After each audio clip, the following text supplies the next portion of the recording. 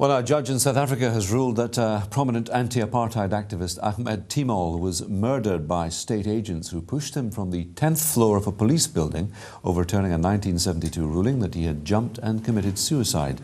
Timol had trained and worked with people like South Africa's former President Thabo Mbeki with the ranks of Umkhonto Wesizwe.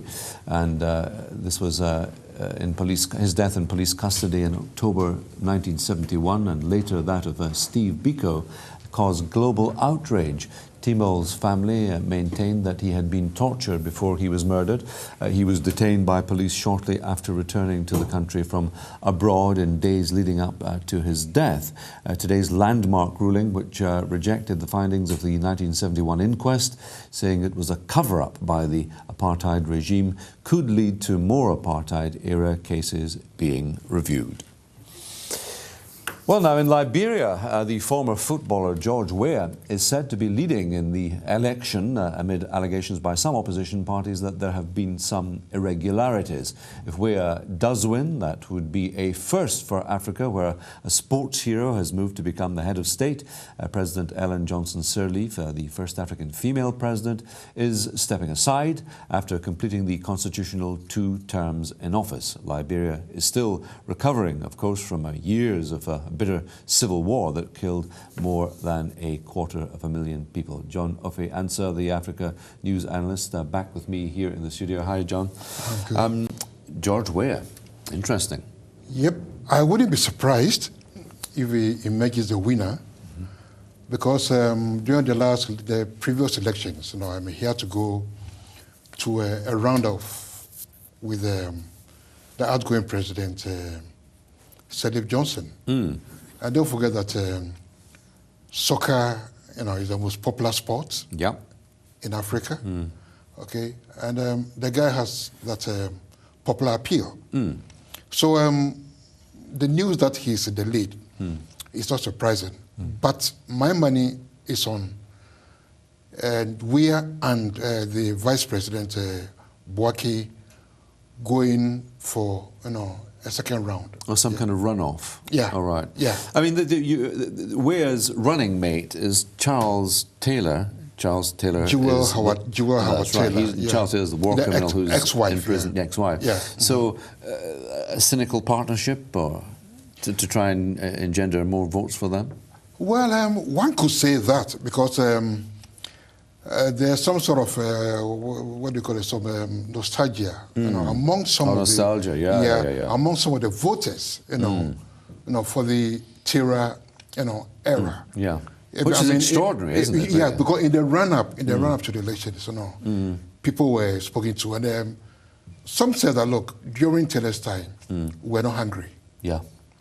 Okay, so I believe George Weah maybe is using, that, sentiment, by co-opting Taylor's ex-wife, Jewel, as his running mate. But again, my money is on the vote going to a second round. I've noticed some tweets that have been coming out of Liberia as well, that people say just what you've said there, that we are hungry, the economy is in a mess and all the rest of it, but the economy is much better than it was 12 years ago. It is. I mean, when Sirleaf Johnson came to power 12 years ago, the size of the economy was $550 million. Today, it is 2.1, quadrupled to $2.1 billion. But the sad fact is that the increase hasn't trickled down to the ordinary person. And we shouldn't forget that the Ebola epidemic had a devastating effect on the economy. I mean, international community had to come in to help, stem, that epidemic. Yeah, so, I mean, the effects are there. And again, corruption has been rife. I mean, Justice Sirleaf Johnson has not been able to clamp down, live up to her promises, when she was elected, to clamp down on corruption. Yeah. So these are some of the factors, that would affect the votes. How much can we put? So let's focus back on George Weah again. we're looking at Ellen Sirleaf Johnson here, but George Weah and the scenario involving Charles Taylor. How much of George Weah's success so far in the vote can be put down to Charles Taylor manipulating things in the background like a puppet master, phoning from his prison cell in Durham here in England? This is George Weah here voting. How much of that success so far can be put down to George Weah's relationship with Charles Taylor's ex-wife? Well, on a scale of 1 to 10, maybe I would say maybe 2 or 3. Right. Because George Weah is popular in his own right. Right. We shouldn't forget, he was and he still is the only African footballer to win, the World Footballer of the Year when he was playing with AC Milan, right? So that accolade, that honorous accolade, is there. Okay, and like I said, football is king in Africa, and is so far Africa's most successful footballer.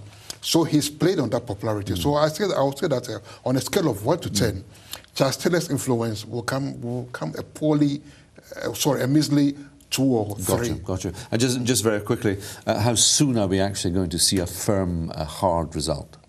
Well, the results were supposed to start, coming in today. But one of the contestants, is it Charles Brenskin or whatever it's called? Yeah. He's saying that the results shouldn't be published because there were some irregularities, with the vote. But according to the Electoral Commissioner, the Liberty Party, Branskin's party, hasn't made any formal complaint to it yet. So we should expect the results to come in anytime from today. And you and I will be looking at developments, okay? Sure. John, thank you very much indeed. You're welcome.